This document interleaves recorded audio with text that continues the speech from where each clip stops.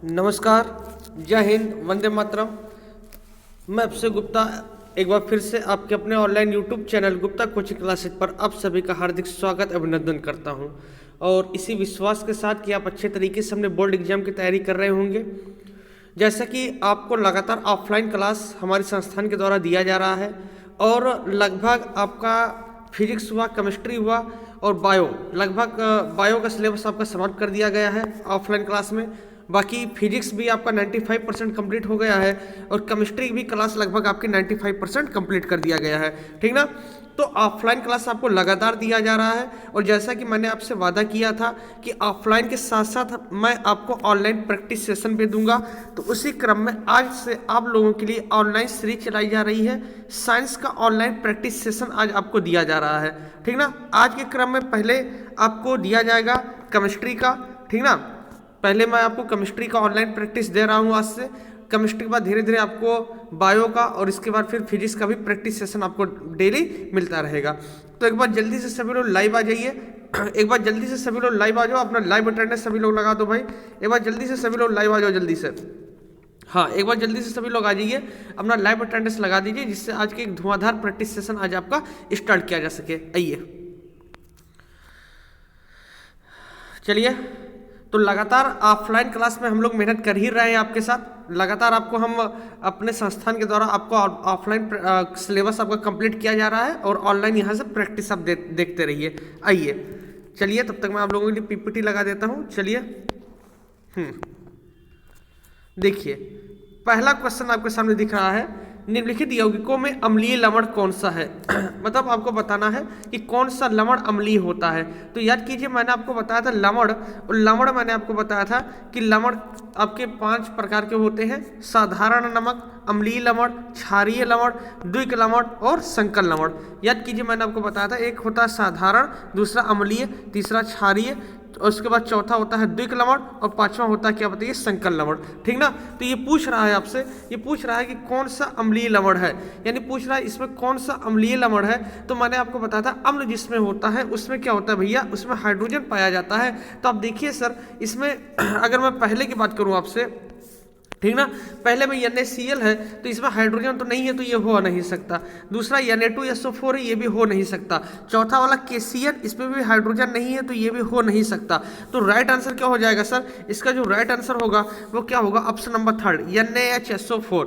NaHSO4 जो होगा sir, ये इसका राइट आंसर होगा। क्यों? क्योंकि इसमें क्या पाया जा रहा है, आप कहोगे सर इसमें हाइड्रोजन पाया जा रहा है, ठीक ना। तो इस क्वेश्चन के लिए जो इसका राइट आंसर होगा वो क्या होगा सर, ऑप्शन नंबर 3 इसका राइट आंसर होगा। आइए चलते हैं नेक्स्ट क्वेश्चन की तरफ। अगला क्या रहा है, जल को जीवाणु रहित बनाने के लिए उपयोगी पदार्थ है।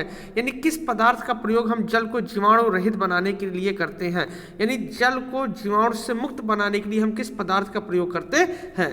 पहला है धामन सोडा, दूसरा है फिटकरी, तीसरा है बेकिंग सोडा, और चौथा है क्या बताइए सर, विरंजक चूर्ण। बताइए सर इस क्वेश्चन का राइट आंसर क्या होगा सर, इस क्वेश्चन का राइट आंसर क्या होगा। मैंने बहुत अच्छे तरीके से सर आपको ये बताया हुआ है कि किस पदार्थ का प्रयोग करके हम जल को जीवाणु रहित करते हैं। बताइए सर जी। तो सर देखिए, जो विरंजक चूर्ण होता है, मैंने आपको बताया था विलिंजक चूर्ण, या इसी को कहते हैं ब्लीचिंग पाउडर, इसका प्रयोग करके हम क्या करते हैं सर, इसका प्रयोग करके हम जल को जीवाणु रहित करते हैं। तो इस क्वेश्चन के लिए इसका जो राइट आंसर होगा सर, वो ऑप्शन नंबर 4 हो जाएगा, विरंजक चूर्ण। क्लियर। इस क्वेश्चन के लिए इसका जो राइट आंसर होगा सर, वो क्या हो जाएगा, विरंजक चूर्ण यानी ब्लीचिंग पाउडर, इसी को हम कहते हैं, ठीक ना। चलिए नेक्स्ट क्वेश्चन की तरफ चलते हैं। क्षारीय धातु है, कौन कौन से धातु क्षारीय होते हैं। चलिए इस क्वेश्चन के लिए मैं थोड़ा सा आपको डिटेल बताना चाहता हूं। देखिए, क्षारीय धातु कह रहा है कि कौन कौन से इसमें क्षारीय धातु होते हैं। तो सर देखिए, क्षारीय धातु जो हमारे होते हैं, जैसे हाइड्रोजन हो गया, लिथियम हो गया, सोडियम हो गया, पोटेशियम हो गया, ठीक ना, रुबिडियम हो गया, सीजियम हो गया, ये सब हमारे जो होते हैं सर, वो सब क्षारीय धातु कहलाते हैं। ये सब जो हमारे होते हैं वो सब क्षारीय धातु कहलाते हैं। कौन कौन, hydrogen, lithium, sodium, potassium, caesium, ये सब जो होते हैं वो ये सब क्या कहलाते हैं सर, आप कहेंगे सर ये सब क्षारीय धातु कहलाते हैं। जब आप आगे जाएंगे, यानी ये तो हाई स्कूल लेवल है, इसमें आपके में नहीं है, लेकिन जब आप इंटरमीडिएट में जाएंगे तो वहाँ पे कहा जाता है कि इसको हम यस ब्लॉक के तत्व कहते हैं। किस ब्लॉक के तत्व कहते हैं सर, इसे हम यस ब्लॉक के तत्व कहते हैं, ठीक ना। ये यस ब्लॉक का फर्स्ट ए है, ये एस ब्लॉक का फर्स्ट ए वाले तत्व होते हैं, हाइड्रोजन, लिथियम, सोडियम, पोटेशियम और सीजियम, ठीक ना। तो अब हालांकि आपको ये सब नहीं जानना है कि एस ब्लॉक क्या है, फर्स्ट ए क्या है, क्योंकि ये सब आपके सिलेबस में नहीं है। S block, P block, D block, F block, ये सब आगे आपको पढ़ाया जाएगा। खाली अब ये जान लीजिएगा जो क्षारीय धातु होते हैं वो आप याद कर लीजिएगा, hydrogen, lithium, sodium, potassium, caesium, ठीक ना। तो अब आप देखिए सर, इसमें जिसमें आपको ये चारों पांचों में से जो भी तत्व आपको मिल जाएगा तीनों लगातार, जान लीजिएगा वही आपका क्या है, वही आपका यस ब्लॉक यानी क्षारीय धातु है। तो सर देखिए इसमें आप देखिए सर, लिथियम भी मिल रहा है, सोडियम भी मिल रहा है, पोटेशियम भी मिल रहा है। तो इस क्वेश्चन के लिए सर इसका जो राइट आंसर होगा सर वो क्या हो जाएगा, ऑप्शन नंबर सेकंड इस क्वेश्चन के लिए राइट आंसर हो जाएगा। आइए, क्लियर ना। चलिए एक बार सब लोग वीडियो को लाइक करते चलेंगे, वीडियो को लाइक कर दीजिए और वीडियो को शेयर भी कर दीजिए, ठीक ना। चलिए चलते हैं अगला, निस्तापन तथा भर्जन में क्या अंतर है। निस्तापन तथा भर्जन में आपको अंतर बताना है सर। तो मैंने आपको देखिए निस्तापन बताया था, निस्तापन क्या होता है, मतलब वायु की अनुपस्थित में, निस्तापन में जो होता है वो क्या होता है सर बताइए, वो होता है वायु की अनुपस्थित, एक मिनट, निस्तापन होता है वायु की अनुपस्थित में, ठीक ना। यानी वायु के अनुपस्थित में हम क्या करते हैं, जब हम किसी भी अयस्क को वायु की अनुपस्थित में क्या करते हैं, गर्म करते हैं, जिससे उसकी नमी क्या हो जाती है, दूर हो जाती है। उसकी नमी क्या हो जाती है सर, दूर हो जाती है। तो उसे हम क्या कहते हैं सर, उसे हम निस्तापन कहते हैं। यानी निस्तापन में वायु की अनुपस्थित रहती है, और जो भर्जन होता है, भर्जन में क्या रहता है सर, भर्जन में वायु की उपस्थित रहती है। इसमें क्या होगा सर, इसमें वायु की उपस्थित रहती है, यही अंतर होता है, ठीक ना। भर्जन में क्या होगा, भर्जन में वायु की उपस्थित रहती है, और निस्तापन में क्या होता है, निस्तापन में वायु की अनुपस्थित रहती है। क्लियर हो गया, समझ में आ रहा ना। जैसे मैंने आपको निस्तापन में बताया था, जैसे Al2O3, जैसे मैंने आपको बताया था Al2O3 into 2H2O। आप नोट्स देखिएगा, नोट्स में आपको सब कुछ लिखवाया गया है। तो इसमें हो जाएगा Al2O3 और प्लस 2H2O, ठीक ना। तो आप देखिए सर, जैसे मैंने इसको इतना किया तो यहाँ पे देखिए नमी इसकी क्या हो गई सर, नमी इसकी दूर हो गई, और यही आपका क्या हो गया सर, यही आपका निस्तापन हो गया, ठीक ना। यानी कि वायु की अनुपस्थित थी, यानी वायु से क्रिया नहीं करवाया गया है, ठीक ना, और इसकी नमी क्या हो गई सर बताइए, दूर हो गई। तो यही आपका क्या होता है सर, यही आपका निस्तापन होता है। तो अगर आपसे कोई पूछे निस्तापन भर्जन में क्या अंतर है, तो आप बताएंगे सर कि निस्तापन में वायु की अनुपस्थित रहती है, और भर्जन में वायु की क्या रहती है बताइए, उपस्थित रहती है। भर्जन में वायु उपस्थित रहता है, और जबकि निस्तापन में वायु क्या रहता है बताइए सर, अनुपस्थित रहता है। तो ये क्लियर, ये क्वेश्चन आपको क्लियर हो गया होगा। चलिए, ऑफलाइन क्लास में लगातार आपका सिलेबस कंप्लीट होने के कगार पे है। लगभग 95% सिलेबस आपका साइंस कंप्लीट हो गया है, ठीक ना। बस थोड़े और पार्ट बचा हुआ है जो जल्द ही कंप्लीट कर दिया जाएगा। आइए, और तब तक ऑनलाइन प्रैक्टिस अब देखते रहिए। अगला क्वेश्चन है सर, गालक और धातुमल में क्या अंतर होता है। गालक और धातुमल में अंतर आपको बताना है, ठीक ना। तो पहले मैं आपको धातुमल बताता हूँ सर। धातुमल क्या होता है, मैंने आपको सब कुछ नोट्स में लिखवाया हुआ है। धातुमल मतलब होता है कि अयस्क में जो अशुद्धियाँ होती हैं, यानी अयस्क में जो भी अशुद्धि पाई जाती है वो सब आपकी कहलाती है धातुमल, ठीक ना। अयस्क में जो भी अशुद्धियाँ होती हैं वो सब क्या कहलाती हैं सर, वो सब धातुमल कहलाती हैं। और गालक किसे कहते हैं, इन्हीं अशुद्धि को दूर करने के लिए जिस पदार्थ का प्रयोग किया जाता है वो सब क्या कहलाता है, तो वो सब गालक कहलाता है। क्लियर हो गया, एक बार फिर से सुन लीजिए। धातुमल जो होता है मतलब अयस्क में जो भी अशुद्धियाँ होती हैं उन अशुद्धियों के ही क्या कहते हैं, उन अशुद्धियों को हम कहते हैं क्या, धातुमल। और इन्हीं अशुद्धियों को दूर करने के लिए जिस पदार्थ का हम प्रयोग करते हैं सर, उसे हम क्या कहते हैं, उन्हें हम गालक कहते हैं। क्लियर हो गया ना। चलिए, वीडियो को सभी लोग लाइक कर दीजिए, एक बार वीडियो को लाइक कर दीजिए, और आपके जो भी फ्रेंड है तब सबके पास शेयर कर दीजिए, ठीक ना। और जो लोग चैनल पर नए हैं वो चैनल को सब्सक्राइब जरूर कर लेंगे। आइए, तो गालक और धातुमल में अंतर क्लियर हो गया ना। धातुमल क्या होता है, धातुमल मतलब अशुद्धियाँ होती हैं, और गालक क्या होता है सर, गालक मतलब अशुद्धियों को दूर करने के लिए जिस पदार्थ का हम प्रयोग करते हैं उन्हें हम गालक कहते हैं। चलिए नेक्स्ट क्वेश्चन की तरफ चलते हैं। आइए, अगला क्वेश्चन है सर, शुद्ध जल का पीएच मान। तो बहुत ही प्यारा सा क्वेश्चन है, बहुत ही सरल सा क्वेश्चन है कि जो शुद्ध जल होता है उसका जो पीएच मान होता है वो 7 होता है। मैंने आपको कई बार बताया हुआ है। तो इस क्वेश्चन के लिए इसका जो राइट आंसर होगा सर वो क्या हो जाएगा, 7 हो जाएगा, ठीक ना। आइए नेक्स्ट क्वेश्चन की तरफ चलते हैं कि कौन सी धातु साधारण ताप पर जल से क्रिया करके मतलब इसमें पता कह रहा है कि कौन सी धातु ऐसी है जो साधारण ताप पर क्या करती है, जल से क्रिया करती है। कापर, लोहा, जस्ता, सोडियम। बताइए सर इसका राइट आंसर क्या होगा, यानी कौन सी ऐसी धातु है जो जल से अभिक्रिया करती है। बताइए कौन सी ऐसी धातु है जो जल से क्या करती है, बताइए क्रिया करती है। तो सर इस क्वेश्चन का इसका जो राइट आंसर हो जाएगा वो सोडियम हो जाएगा। क्यों? क्योंकि जो सोडियम होता है सर वो जल से साधारण ताप पर भी क्रिया कर लेता है। तो इसके लिए राइट आंसर होगा सर वो क्या हो जाएगा, N माने सोडियम होता है। ठीक ना सर। आइए नेक्स्ट क्वेश्चन की तरफ चलते हैं। प्रोपेनल में क्रियात्मक समूह है, कह रहा है कि प्रोपेनल में कौन से क्रियात्मक समूह का प्रयोग किया जाता है। प्रोपेनल देखिए अभी मैंने आपको आईपीसी नाम नहीं पढ़ाया है, ठीक ना, यही एक चैप्टर आपका अभी बचा हुआ है, आधा हालांकि मैंने पढ़ाया अभी आधा नहीं पढ़ाया गया है, तो वो भी पढ़ाया जाएगा।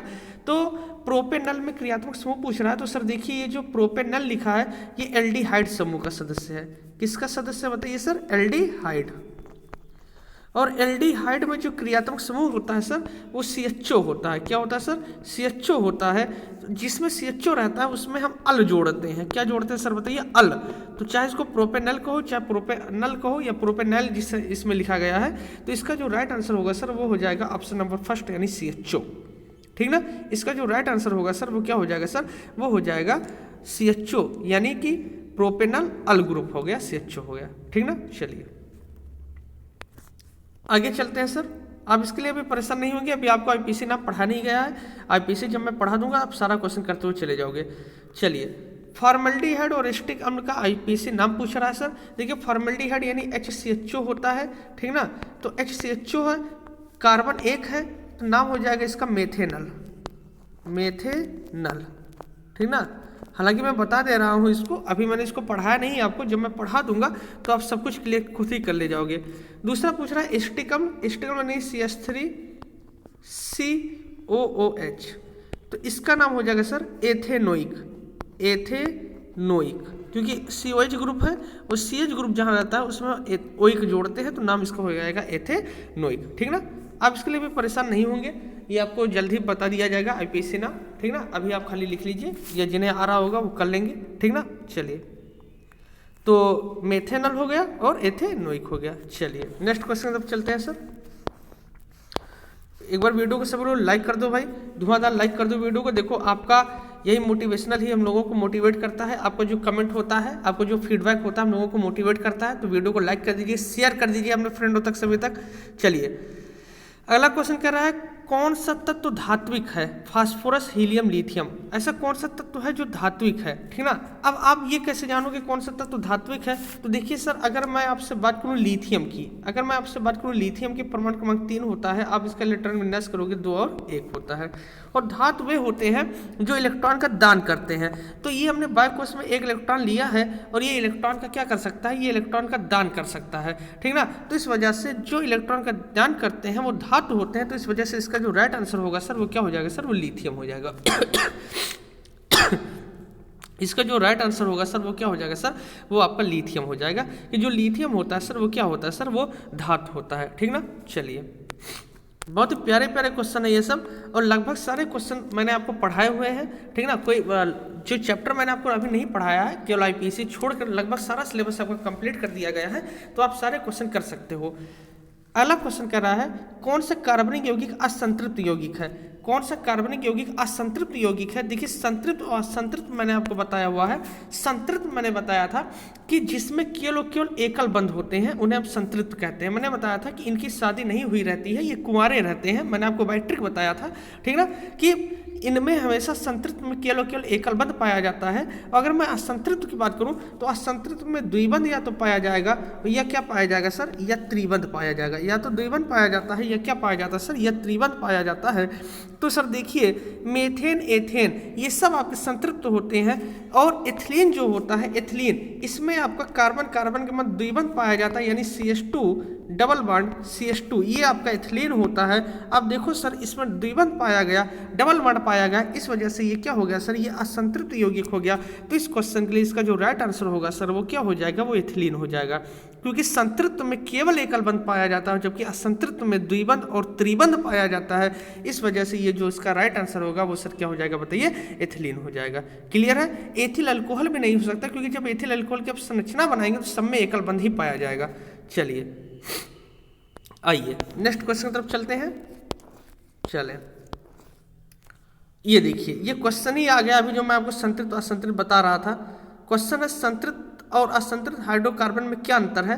तो देखिए सर, संतृप्त जो होता है उसमें बता दीजिएगा एक कार्बन पाया जाता है, और जो असंतृप्त होता है उसमें या तो द्विबंध पाया जाता है या तो क्या पाया जाता है सर, या त्रिबंध पाया जाता है। ठीक ना, चलिए बाकी कह रहा है संतृप्त असंतृप्त हाइड्रोकार्बन का समान सूत्र। अब समान सूत्र आपको लिखना है, तो मतलब एल्केन, एल्कीन और एल्काइन तीनों का मैंने आपको सूत्र बताया है, CnH2n+2, CnH2n-2, CnH2n करके तीनों का सूत्र मैंने बताया है। आप सर तीनों सूत्र लिख दीजिएगा, केवल फार्मूले आपको लिखने हैं। चलो भाई नेक्स्ट क्वेश्चन की तरफ चलते हैं। डोबे-रायनर के त्रिक नियम पर संक्षिप्त टिप्पणी दीजिए। ये देखिए सर आवर्त सारणी का क्वेश्चन है। डोबे-रायनर का त्रिक सिद्धांत मैंने आपको बताया था। मैंने आपको बताया था कि इसमें क्या होता है सर, जैसे लिथियम हो गया, ठीक ना, सोडियम हो गया और पोटेशियम ले लीजिए।